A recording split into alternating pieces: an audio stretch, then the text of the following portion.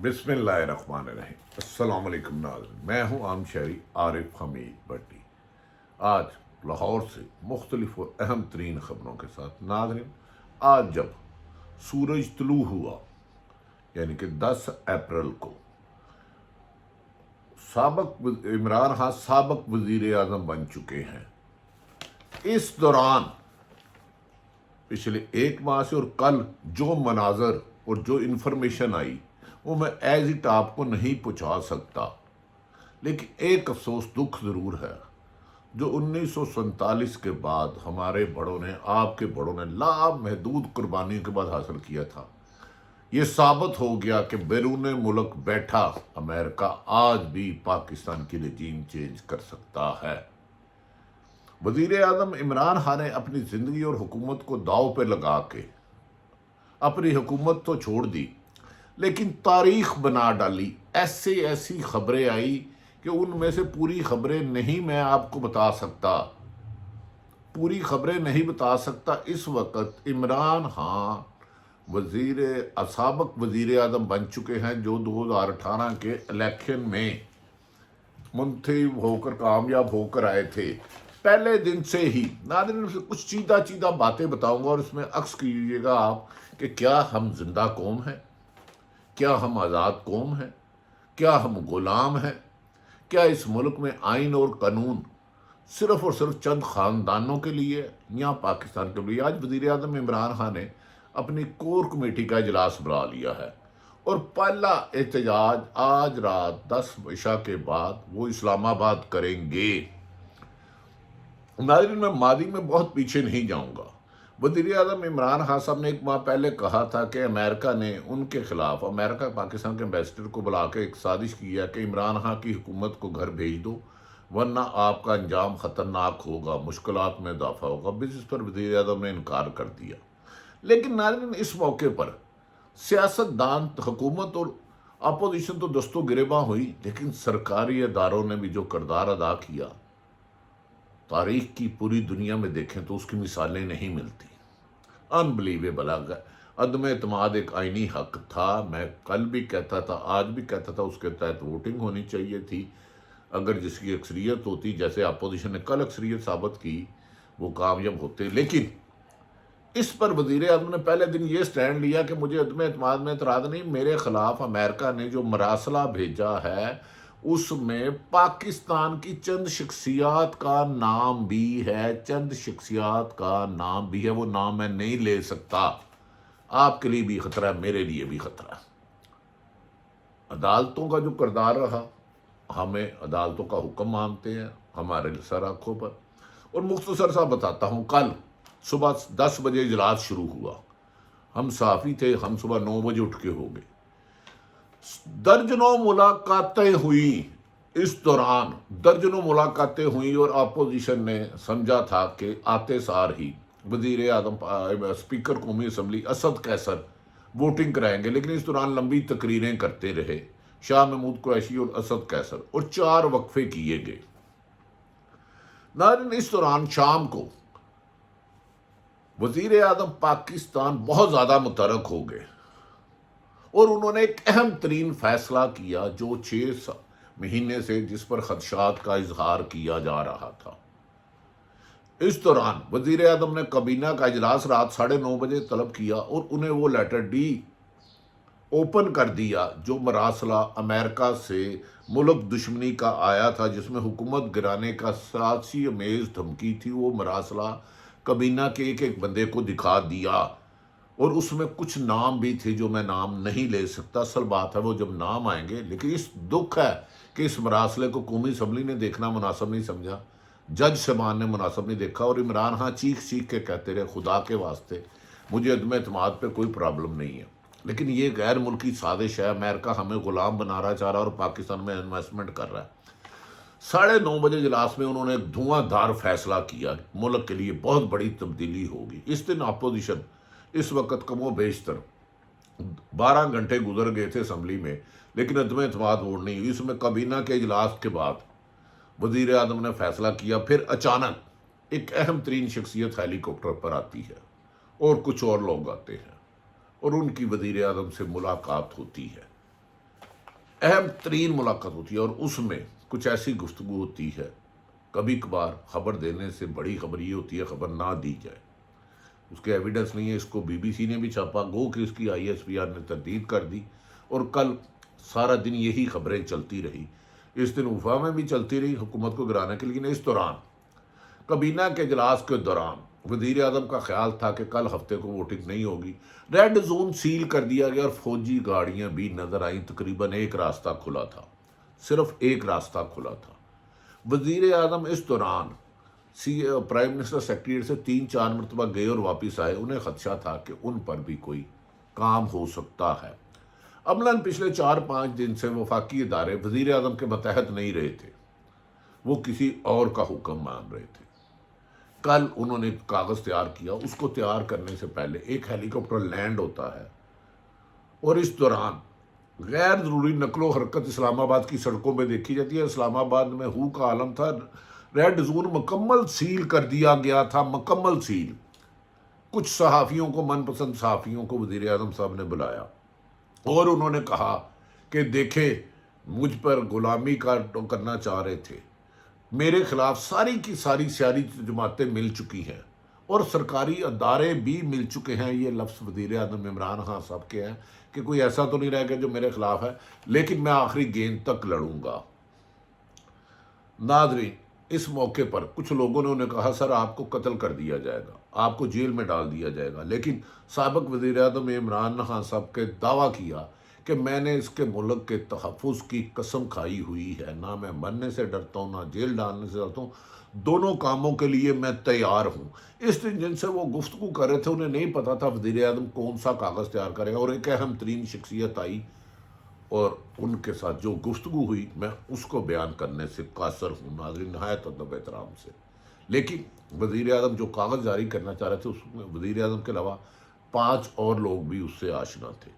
وزیر اعظم کو اندازہ نہیں تھا کہ ان کے خلاف، وہ سمجھ رہے تھے بیرونی سازش ہے امریکہ نے، لیکن پاکستان میں بھی جال پورا بچ چکا تھا۔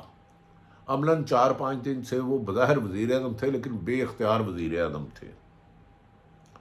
ناظرین، اس کے بعد انہیں اچانک 10:30 بجے اطلاع ملی، جب وہ کاغذ تیار کرنے کے دے چکے تھے، کہ اسلام آباد ہائی کورٹ بھی کھول لی گئی ہے، چیف جسٹس صاحب بھی محترم تشریف لے آئے، اور سپریم کورٹ بھی کہ چیف جسٹس صاحب بھی تشریف لے آئے۔ یہ پاکستان کی دنیا کی تاریخ میں پہلا واقعہ ہے 9 اپریل کا، ابھی 10 اپریل شروع نہیں ہوا، 12 بجے کے رات 12 بجے اسلام آباد ہائی کورٹ کی عدالت کھل گئی اور محترم جج صاحبان تشریف لے آئے، اور سپریم کورٹ کے چیف جسٹس جج سے لے آئے کہ 12 بجے کے بعد یہ فلور عدم توہین عدالت کرے گا تو ہم ان کو طلب کریں گے۔ اور اس دوران ایک اہم ترین عہدے پہ تعیناتی کے لیے بھی ریٹ دائر ہوئی جس پہ کوئی انکمپلیٹ تھی کہ فلاں شخصیت کو نہ چینج کرے۔ میں حیران ہوں کہ جج صاحبان کو کیسے پتا چل گیا، ابھی تو 12 بجے کے بعد اگلا دن آنا تھا۔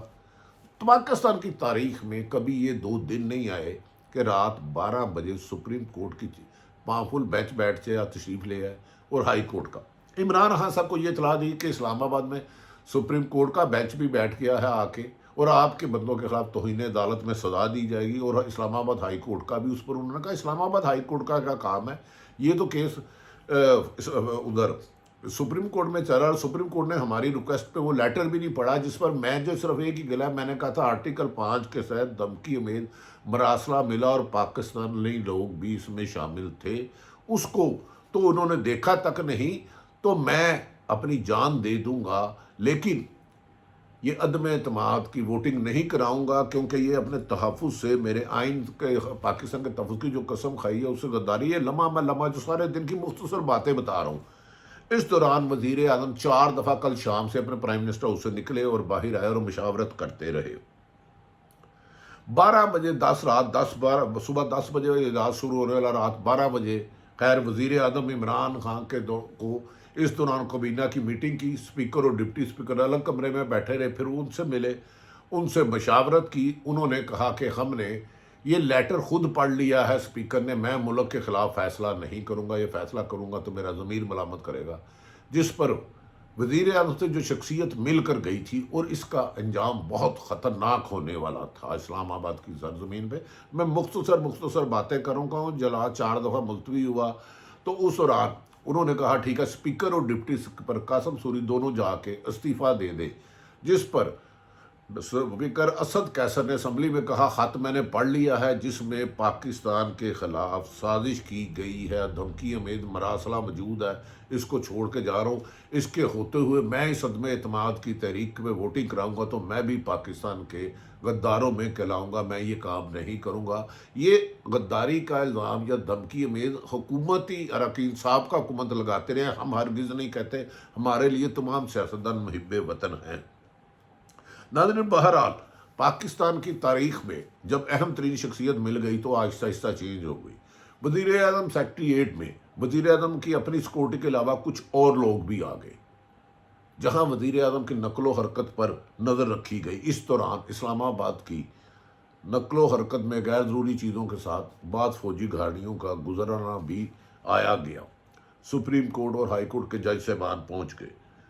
وزیر اعظم نے کہا میں نو کانفیڈنس اپنی حکومت میں نہیں کراؤں گا، اس کے لیے مجھے کل مارنا ہے تو آج ہی مار دیں، کل مارنا ہے تو آج ہی مار دیں۔ اور انہوں نے اپنے اسپیکر اور ڈپٹی اسپیکر کو کہا کہ جائیں آپ جا کے رضائی دے دیں، پھر ان دونوں نے جا کے استعفیٰ دے دیا۔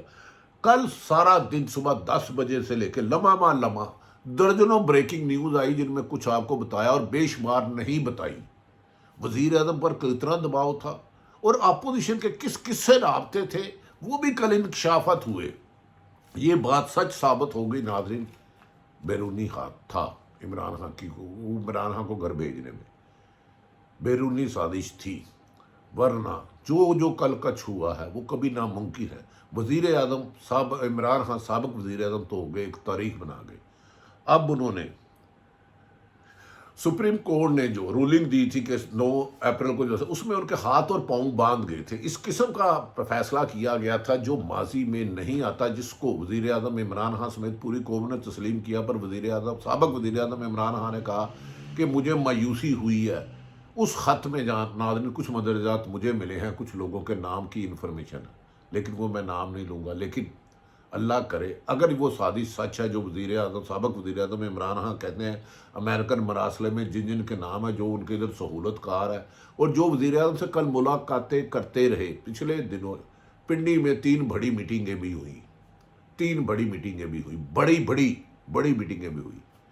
اس دوران کل رات پھر عمران خان نے جو 10 بجے کاغذ تیار کرنا تھا انہیں روک دیا گیا، اور وزیر اعظم جو دعویٰ کر رہے تھے کہ آخری گیند تک لڑیں گے، انہیں آخری 3 گیندیں نہیں کرانے دی گئی، زبردستی نہیں کروانے دی گئی طاقت کے زور پر۔ وہ گیندیں کون تھی؟